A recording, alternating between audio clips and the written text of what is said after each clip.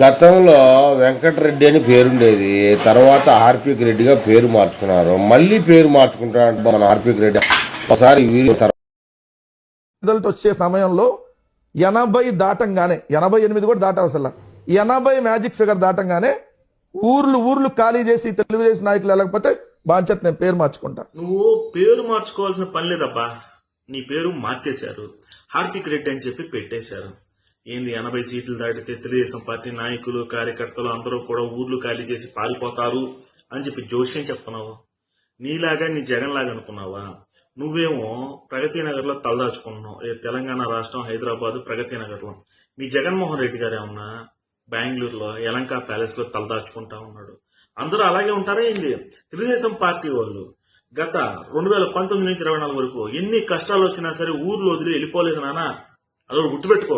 నీలాగా నీ జగన్మోహన్ రెడ్డి లాగా పక్క రాష్ట్రాలకు వెళ్ళి తలదాచుకోలేదు, ఇక్కడే ఉన్నారు. ఇంకో విషయం కూడా చెప్తా.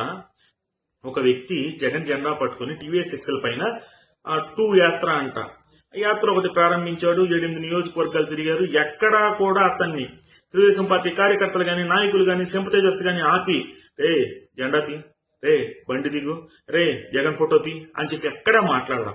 కానీ నీ పొంగనూరు నియోజకవర్గంలో నీ పెద్దిరెడ్డి మెయిన్ అనుచరుడప్పుడు చంద్రబాబు నాయుడు అరెస్ట్ అయిన క్రమంలో ఎక్కడ శ్రీకాకుళం నుంచి సైకిల్ యాత్ర చేసుకుంటా వస్తా ఉన్న వాళ్ళని ఆపేసి పసుపు చొక్కాలు ఇప్పించి జెండాలు పీకిచ్చి కాళ్ళ కిందేసి తొక్కి దుర్భాషలాడి వాళ్ళనే కాకుండా చంద్రబాబుని లోకేష్ ని కూడా తిట్టి రచ్చ చేశారు.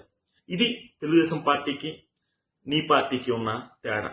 నువ్వు కూడా సిగ్గు లేకుండా పేరు మార్చుకుంటాను, షర్టు మార్చుకుంటాను, ప్యాంటు మార్చుకుంటాను, డ్రాయర్ మార్చుకుంటాను అంటే జనాలు నీ మాటలకి నవ్వుతూ నీకు హార్పిక్ రెడ్డి అని చెప్పి పేరు పెట్టారు.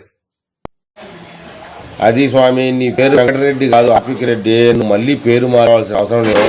నీకు 80 కాదు కదా, 8 కూడా రావు. ఊరికే తొందరపడి ఆరోగ్యం పాడు చేసుకోకుండా మనశ్శాంతిగా ఉండు.